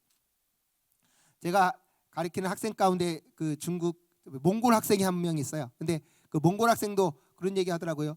몽골 말 배우는데 제일 좋은 게 뭐냐? 찬송가에다가 붙여가지고 이렇게 몽골 말을 암송을 시키더라고요. 그러니까 그런 식으로 성경 말씀을 통해서 그 나라 언어를 가르쳤고 그리고 난 다음에는 성경을 가르쳤다는 거죠. 성경의 이야기를 가르치거나 아니면 요리 문답, 핵심적인 요리 그리고 성경 문제집을 공부를 했습니다. 그리고 두 번째 오후에는 아까 말한 대로 예배를 드렸어요. 예배를 드렸다. 그러니까 바로 이 네비우스 선교사가 가장 핵심적인 건 교회 온 사람들이 성경 공부를 안 하고 그냥 예배만 드리고 왔다 갔다 하면 신앙이 제대로 들어갈 수 없다는 것이다 그러는 거죠. 그래서 바로 이분은 오전에 오히려 먼저 성경 공부를 시키고 오후에 그렇게 예배를 드렸습니다. 그래서 바로 이 예배는 오전에 배웠던 성경 내용들을 깊이 봉독을 하고 기도하는 그러면서 예배를 드렸습니다. 세 번째 시간에는 이제 성경 이야기를 나누는 그런 시간을 가졌다는 거죠. 성경의 내용들을 가지고 서로 공부하는. 그래서 이거는 교회 역사에서 보면 아까 말했던 제가 경건운동이라는 게 있었어요. 아까 말씀드린 그 경건운동이라는 게 뭐였는가 하니까 이제 사실은 우리나라의 오카노 목사님이 만든 그 유명한 게 뭔가요? 제자 훈련을 시켰거든요. 그 제자 훈련을 어디서 시켰는가 하니까 아까처럼 그 경건운동에서 생겨났습니다. 이 경건운동이 뭔가 하니까 루터가 종교 개혁을 했을 때 바로 교회가 목회자들만 움직여서는 안 되겠다. 모든 성도들이 바로 제사장이니까 만인 제사장이라는 걸 주장을 했고 그렇다면 평신도들도 교회 생활에 적극적으로 참여를 해야 될 것이 아닌가라는 주장을 했습니다. 그렇지만 루터 이후에도 많은 평신도들이 별로 잘 움직이지 않았다는 거죠. 그런데 바로 스페너라고 하는 분이 그분이 피아 데시데리아 경건한 욕망이라는 책을 썼어요. 그러면서 결국 그분이 평신도들도 성경 공부를 하면서 제자로 육성돼야 되겠다. 바로 오늘날로 말하면 제자 훈련을 시킨 거죠. 바로 성경 공부가 예배가 끝나면 그 성도들이 그날 배운 성경 그 성경에 설교한 내용을 가지고 공부를 시켜서 성숙한 제자로 만들었고 바로 그들이 이제 교회를 위해서 봉사하도록 만든 겁니다. 오카는 목사님이 바로 거기서 착안한 거죠. 그분이 쓴 유명한 책이 바로 뭐예요? 평신도를 깨워라 하는 겁니다.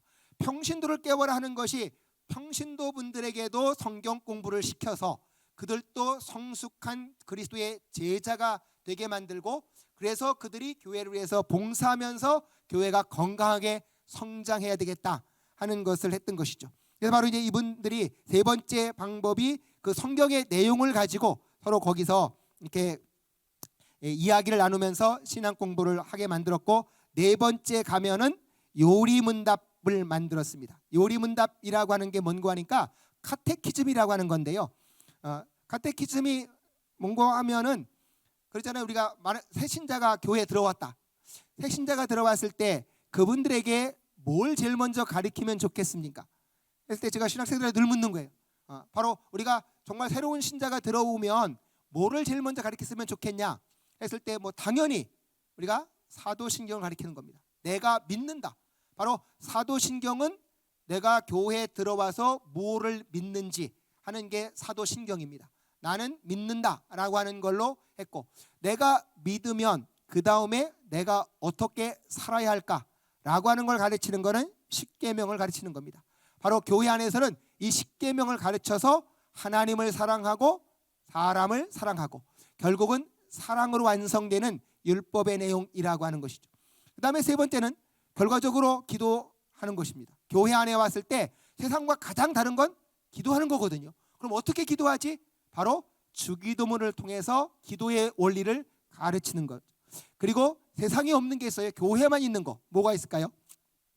세례와 성찬이 있습니다. 성례를 가리키는 거죠. 바로 요리문답이라고 하는 것이 이렇게 사도신경, 십계명, 그리고 주기도문, 그리고 바로 성례라는 걸 가르쳐서 바로 교회 오면 내가 이렇게 믿는다. 삼위일체 하나님께서 우리를 구원하신 것과 그분이 세우신 교회, 그리고 우리가 영원한 천국에 가는 그런 장래의 소망, 부활의 소망까지를 가르쳐서 바로 교회의 가장 핵심적인 내용을 가르치고, 나는 어떻게 살 건가? 바로 세상의 삶의 기준이 아닌 십계명을 따라 살아가겠다는 것이죠. 그리고 바로 기도할 때 주기도문의 원리를 따라서 그렇게 하겠다. 바로 이 네비우스 선교사님이 중국에서 가르쳤던 것이 이렇게 성경 공부를 중심으로 해서 예배드리게 만들고, 그리고 나가서 그 사람들이 이제 교육받은 다음에 선교 활동을, 전도 활동을 하게끔 만드는 것이었습니다. 그래서 한국의 선교사님들도 제일 먼저 시작한 게 바로 사경회를 시작했다는 거예요. 성경 공부를 가르치는. 그래서 아까처럼 한국 교회가 이렇게 빨리 성장할 수 있었던 게 뭔가? 모든 분들이 다 강조하는 것이 네비우스 선교 방식인데, 그 네비우스 선교 방식의 가장 핵심은 성경 공부였다는 겁니다. 그래서 한국에서 이미 1888년에 스크랜튼 부인이 바로 이화학당을 세웠잖아요. 그러니까 이분이 거기서 1월 달에 이화학당을 세우고 나서 1월 달에 거기서 결혼하지 않은 처녀들 12명, 부인 3명하고 모여갖고 성경 공부를 해서 사경회, 바로 성경을 공부하는 모임이다 하는 것이 사경회입니다. 그 다음에 언더우드가 1882년에 자기 사랑방에다가 8명의 청년들을 모아놓고 한 달간 가르쳤다고 그래요. 한 달간 가르치면서 이제 그들을 교회 지도자들로 이렇게 해가기 시작을 한 것이죠. 결과적으로 이렇게 해서 한국에 선교사에 들어온 지 아까 말씀드렸지만 1884년에 들어왔어요. 3년 뒤부터 이렇게 철저하게 성경을 가르치면서 한국 교회의 지도자들을 육성하기 시작을 했습니다. 그래서 1890년에 7명 정도로 했는데요. 1891년에 가면 18명이 훈련을 받게 됐고요. 그러다가 1893년에 가면 지역마다 다 사경회를 열기를 시작을 했습니다. 이렇게 사경회가 진척이 될 수 있었던 건 성경이 번역되었기 때문에 가능했다는 것이죠. 바로 이렇게 성경이 번역돼서, 그 당시는 성경이 다 번역된 건 아니고 쪽복음이에요. 어떤 경우는 마태복음만 공부하고 어떤 데는 마가복음을 공부하고 이렇게 쪽복음을 가지고 이분들이 이렇게 성경을 공부하기 시작을 했습니다. 그래서 한국은 순수한 한글로 번역된 성경을 통해서 성경 공부가 진행이 되어지면서 성도들이 성경 말씀에 기초한 신앙을 갖게 되어졌고 그리고 그 신앙을 실천하는 삶을 살게 되어졌다라고 하는 것이죠. 그래서 이제 이분들이 그렇게 성경 공부를 시켜서 그 다음에 한번 가보시면 1898년에 그 연례 보고서에 이 성경 공부를 시키는 목적이 뭐냐? 교회 지도자들. 그 당시 이제 교회 지도자님들을 부를 때 조사, 영수. 그러니까 영수는 지금으로 말하면 장로님쯤 되겠죠. 교회를 지도해 가는 분. 그 다음에 이제 집사님들을 그 당시 아직 집사라는 말이 없어갖고 도와주는 분이다. 그래서 조사. 그래서 도와주는 조사, 영수 이런 분들을 하기 위해서 이제 겨울에 모여서 한 달씩 공부하는 겁니다. 여러분 생각해 보시면 지금은 옛날에까지 말하면 60년대, 70년대만 해도 부흥회 하면 일주일은 했어요. 근데 요즘 아마 일주일 동안 부흥 집회하는 교회 찾아보기가 어려울 겁니다. 현대인이 바빠져서 그렇고 성경 말씀 배우는데 그렇게 시간을 투자할 만한 사람들이 점점 없어져 가서 그렇게 됐겠죠. 근데 이때는 그 사경회 하면 지도자를 육성하기 위해서 신학교 비슷하게 해요. 한 달씩 모여서 했다고 합니다. 한 달씩 모여서 이제 그렇게 모여를 했다는 것이죠. 그래서 거기 보시니까 1898년에 17개의 그 성경 공부반이 시작되어졌고 1899년에 가면 2배로 늘어났고요. 52개 사경회가 열렸는데 이때는 이제 선교사님들이 하는 것뿐만 아니라 27개는 한국 사람들이 운영을 하기 시작을 했다는 겁니다. 그래서 이런 사경회가 왜 이렇게 당시에 그럼 사람들이 모여들었을까? 왜 이렇게 사경회를 모여들었을까요? 예, 이 사경회는 요즘 말로 말하면 외국 연수 가는 겁니다. 그 당시 한번 생각해 보십시오. 여러분 조선시대 때 밖에 나갈 일이 거의 없다는 거죠. 다 자기 동네 안에서만 사는 거예요. 근데 사경회는 다 어디서 열리냐? 평안도 가면은 평양 가는 거예요. 여기서 만약에 경기도에서 모인다면 수원에 모여갖고 거기 모인 사람들은 다 각 동네 누가 왔겠어요? 대표자들이 와가지고 전국 각지 소식을 다 듣는 겁니다. 그 전까지 라디오도 없고 여행도 못 다니고 그랬는데 거기 오면 전국 각지 소식을 다 들어요. 더 나가서 누가 또 와서 강의해요? 선교사님들이 와서 강의해요. 그분들은 바로 서양의 소식을 전달해주고 성경도 가르쳐주고 회의는 어떻게 하고 이런 걸 가는 거니까 외국 어떤 지금 연수하는 것보다 그 당시 사람들에게는 완전히 신세계가 열리는 거였습니다. 그래서 그 평양에 사경회 할 때 오려면 보름씩 짊어지고 온대요. 자기가 한 달간 먹을 쌀 짊어지고 그걸 짊어지고 거기 와서 잠자리 해가면서 거기 와서 한 달간씩 살아가면서 공부하는데도 이렇게 몰려왔던 이유는 그 당시로서는 이게 외국 가서 연수가는 것보다 지금 연수가는 거에 못지않는 새로운 세상을 여는 것이고 가장 중요한 건 물론 성경 말씀 배우는 거고 은혜 받는 거니까 이렇게 사람들이 몰려왔다는 거죠. 그래서 선교사님들은 그 당시에 새벽 예배를 안 했어요. 새벽 예배를 안 했는데 1898년도에 기록에 보면 한국 분들끼리 모여서 새벽 기도를 하는 거예요.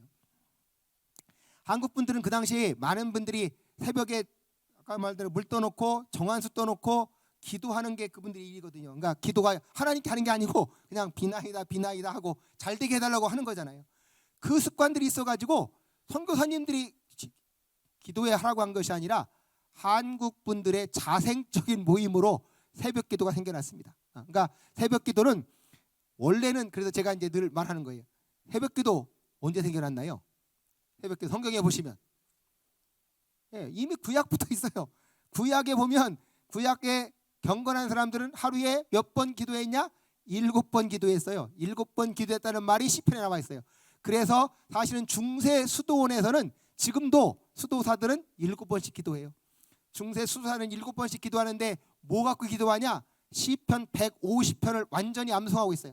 그래갖고 늘 그 사람들이 이제 성경을 묵상한다 그러는 것이 읊조리는 거거든요. 약간의 목소리를 높여서 하나님께서 우리를 사랑하셔서 독생자를 보내셨으니 하고 이렇게 읊조리면서 그 말을 묵상하는 그게 바로 그 수도원에서 하는 그 기도의 형태입니다. 근데 우리나라는 이제 그런 게 아닌 우리나라 사람들의 자생적으로 새벽기도가 생겨났고, 그런데 그 새벽기도는 바로 한국교회의 부흥의 가장 중요한 원동력이 되어졌다는 거죠. 그래서 바로 평양 대부흥운동이 일어난 이후에는 바로 이게 이제 새벽기도가 거의 교회의 정상적인 신앙생활이 되어졌어요. 정상적인 신앙생활이 되어져서 지금까지 오고 있는 것입니다. 그러니까 새벽기도가 하는 게 참 힘들죠. 힘든데 새벽형인 분들은 괜찮은 것 같아요. 근데 저녁형에 있는 분들은 참 힘들 것 같습니다. 저 같은 사람은 새벽형 사람이에요. 저는 10시가 지나가면 머리가 스톱해 버립니다. 그러니까 무조건 자는 거예요. 대신에 새벽 4시면 눈이 떠져요. 참 하나님이 제가 진짜 감사한 건, 제가 아까처럼 교회 안 다니고 못 믿었는데 딱 그 부흥에 갔다가요 말씀이 믿어졌어요. 근데 그 다음 날부터 제가 새벽기도를 갔어요. 가려고 한 게 아니라 눈이 떠지니까 그때부터 새벽기도 다녀서 하여튼 지금도 새벽 4시만 일어나면 하여튼 말씀 읽고 기도를 합니다. 근데 대한민국의 이 부흥운동에서 가장 중요했던 것이, 그렇게 그들이 아침에는 모여서 새벽기도 하고요, 오전에는 성경 공부하고, 오후에 성경 공부해서 3시면 끝나고, 그리고 이제 사경회 할 때 저녁에 동네 다니면서 안 믿는 사람을 전도해서 저녁에는 부흥 집회하고, 그래서 말씀 공부와 부흥 집회가 연결돼서 사경회와 부흥회가 이제 1907년쯤에 오면 이제 종합이 돼서 부흥회와 사경회가 함께 연합이 되어졌다라고 하는 것입니다. 그래서 바로 이 사경회는 이제 복음을 배우는 것뿐만 아니라 그것을 통해서 이제 이거를 전도를 했다는 것이죠.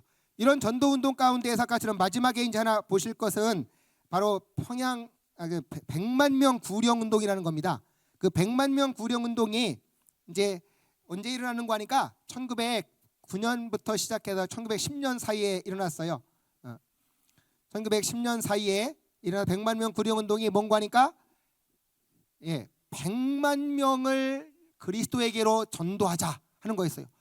1907년 평양 대부흥운동은 누가 일으키려고 해서 일으킨 게 아닙니다. 근데 1907년 연말쯤 가니까 이제 부흥운동이 점차 사그라드는 거죠. 그러니까 선교사님들이 너무 아쉬운 거예요. 이 부흥운동이 지속됐으면 좋겠다 싶어가지고 이제 1909년부터 이제 캠페인을 시작하는 겁니다. 처음에는 5만 명을 그리스도에게로, 그러다가 난감리회 모임에서 자 20만 명을 그리스도에게로, 그러니까 장로교총회에서는 더 이게 커져갖고 100만 명을 그리스도에게로 해갖고 전도운동을 시작했어요. 그러니까 아까 평양 대부흥운동은 성령님의 역사를 통해서 이렇게 일어난 것이고, 이제 평양 이제 100만 명 구령운동은 교회가 의도적으로 시작을 한 거죠. 전도운동을 한 겁니다. 전도운동을 시작을 해서 뭘 했는가 하니까 그때 가장 흥미로운 것 하나가 날연보를 했어요. 날연보. 날연보가 뭐일 것 같습니까? 연보는 드리는 거잖아요. 그러니까 날을 드리는 거예요. 그러니까 내가 오늘 하루 전도하는 날로 하나님께 드리겠습니다. 그러면 그날 하루 종일 가서 전도하는 거예요. 그래서 날연보를 했는데 그날 다 전국에서 한 거 보니까 22만이를 했다고 그래요. 그 당시 교인들이 다 해, 전국에 다 해도 10만 명밖에 아까 말했는데 10만 명밖에 안 되는 교인들이 있는데 22만이를 전국에서 모았다는 겁니다. 그러니까 한 사람이 열을 한 사람도 있고 뭐 이렇게 갖고 전국적으로 하고, 그 평양 장대연 교회에서는 전도지를 나눠줬는데 마가봉 같은 거를 70만 권을 나눠줬대요. 평양 시내 교인, 그 당시 교인들 다 해봐야 5만 명, 6만 명밖에 안 되는데, 그러면 2번씩 3번씩 주고 다 이렇게 전국을 돌아다니면서 해서 그렇게 날연보를 하고 전도지를 나눠주고 열심히 전도 운동을 했는데 성도님들은 별로 많이 늘어나지 않았다는 겁니다. 근데 하나 확실한 건, 이거를 통해서 깨닫게 된 건 성도들이 이제 우리들의 사명은 뭐다? 복음 전파하는 거다. 이 복음 전파하는 사명이라는 것을 깨닫게 되어졌고, 그때부터 이제 한국 성도님들이 열심히 전도하는 이런 운동이 펼쳐졌다라고 하는 것이죠.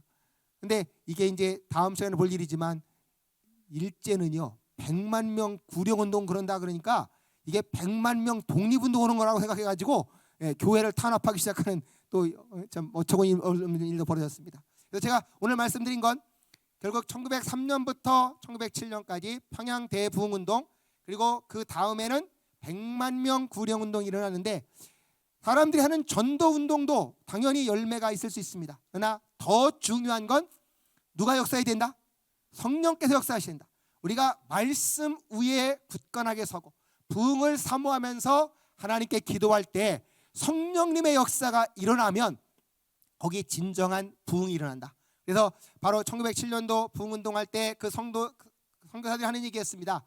사람이 전도하려고 하지 말고 바로 성령님께서 말씀 위에 역사해서 사람들이 전도할 수 있게 영적인 깊이를 더해라. 영적인 깊이를 더하면 영적인 넓이는 자연적으로 넓어져 갈 수 있다라고 하는 것이죠. 그래서 바로 이 우리나라 교회의 역사가 보여주는 건 말씀 위에 굳건하게 서고 그렇게 기도할 때 성령님의 역사가 일어나면 부흥은 하나님께서 일으키신다. 그렇게 하나님께서 일으키셔서 바로 하나님의 놀라운 부흥의 역사가 한국에 지금까지 이 놀라운 부흥의 역사가 일어났고, 정말 아까 목사님 참 미국이 부럽다 그랬지만 사람들이 한국교회 역사에서 교회 부흥의 역사 1990년대까지 쭉 왔던 한국 부흥의 역사도 세상 사람들도 다 부러워할 만큼 한국에 놀라운 부흥의 역사가 일어났어요. 바로 그게 1903년, 1907년, 1910년 이런 1900년대의 이 놀라운 역사라는 것이죠. 오늘 이것으로 마치겠습니다. 감사합니다. 가슴이 뜨거워지는 강의인 것 같습니다. 계속된 부러움이 실상에 대해서 우리 가운데 계속 이어졌으면 좋겠습니다. 질문, 첫 번째 질문인데요. 오늘 교재 29페이지를 보면 옥성득 교수는 전통적인 샤머니즘과 도교의 영성이 한국 기독교 전통에 형성하는 데 중요한 역할을 했다고 말하는데, 특별히 어떠한 부분에 있어서 영향을 받았는지 궁금합니다. 그리고 미국의 대표적인 기독교 국가들의 교회가 되는 교회들의 기독교 국가들의 교회가 갖는 특징적인 기도 전통이 있다면 말씀해 주세요라고 첫 번째 질문지가 있습니다. 두 번째는 19페이지에 보면은 한국 부흥운동 당시에 활약했던 장로교 선교사들은 LD 무디의 영향을 많이 받은 것 같은데, 무디의 부흥운동은 인간의 전적 타락, 성령에 의한 회심을 강조하는데 이는 장로교 교리와 감리교 교리가 조화를 이룬 것으로 보인다. 지금도 장로교와 감리교의 상이한 교리가 조화를 이룰 수 있는가? 이렇게 질문입니다. 네, 그러니까 이제 무디가 아까도 말씀드렸지만 그렇게 장로교하고 이제 감리교의 조화를 이룬 것은 우리가 지난번에도 말했지만 우리나라에서도 1905년도에 그 복음주의 연합 공회라는 걸 만들었다고 말을 했습니다. 그리고 장로교가 원래는 장로교 같은 경우는 이제 그 소위 말하면 이중 예정이라고 그랬잖아요. 하나님을 선택과 유기할 자를 정했다 그랬는데, 한국 장로교회에서 할 때는 유기라는 말을 빼버렸어요. 하나님께서 택할 자만 정했다라는 식으로 해서 감리교하고 이제 조화를 이루어 가지고, 그때 이제 그만큼 교리 안에서 그런 이중 예정을 강조하지 않고 바로 이제 하나님의 사랑에 의한 선택만을 말하는, 여러분이 좀 어려울 수 있을 것 같습니다. 이제 그런데 그만큼 하여튼 감리교 생각과 장로교 생각이 만나 있고, 그래서 대한민국 교회를 흔히 부를 때 뭐라고 부르는 거 하니까 복음주의 교회라고 그래요. 복음주의 교회라는 건 교파를 강조하기보다는 교회가 서로가 차이가 좀 있지만 그걸 넘어서 서로 협력하면서 복음을 전하자. 그래서 지금까지 한국의 많은 교회들이 여의도 집회를 하거나 뭐 다 할 때 장로교든 감리교든 다 같이 참여할 수 있게 된 것이 이제 그런 것이죠. 그러니까 D.L. 무디가 유명한 얘기를 했어요. 지금 배가 난파돼서 물에 빠져들어가는데 그들의 영혼을 건져내는 게 중요하지, 거기서 뭐 교리가 누가 맞다 누가 틀리다 그런 것은 중요하지 않다. 약간의 교리의 차이가 있지만 서로가 협력해서 사람의 영혼을 건지고 구원하는 게 중요하다. 이제 그렇게 얘기했던 것입니다. 그다음에 이제 두 번째는 아까 말씀한 대로 이제 옥성득 교수 얘기를 아까 그 길선조 목사님 얘기예요. 길선조 목사님이 도교에서 새벽 4시마다 일어나서 맨날 물 끼얹고 그런 것이 기독교가 넘어온 다음에 그분이 새벽 기도한 것이, 그러니까 아까처럼 새벽 기도하는 그 속에는 그렇게 새벽마다 물 떠놓고 정한수 떠놓고 기도하던 그 정신하고 그런 접목이 되어 있겠다 하는 생각에서 이제 그런 얘기를 한 거죠. 그러니까 제가 말씀드렸지만 한국에서는 선교사님들이 새벽기도 하라고 해서 한 게 아니라 우리나라 분들의 그런 정신이 스스로 하나님께 기도하는 걸로 연결된 이제 그런 점을 아마 그렇게 표현한 걸로 보여집니다. 미국 교회나 이런 교회들은 아까 말씀한 대로 새벽 기도가 없어지면서 그건 대단히 잘못된 겁니다. 그러니까 자유주의 신학이 들어와서 하나님의 초역사적인 걸 믿지 않으니까 기도를 안 하게 된 것이고요. 오히려 그러니까 우리가 그런 교회들은 새벽 기도가 없는 게 잘못된 것이고 우리는 새벽 기도를 해야 하나님의 복을 받는 교회가 될 것 같습니다. 감사합니다. 이것으로 마쳤습니다.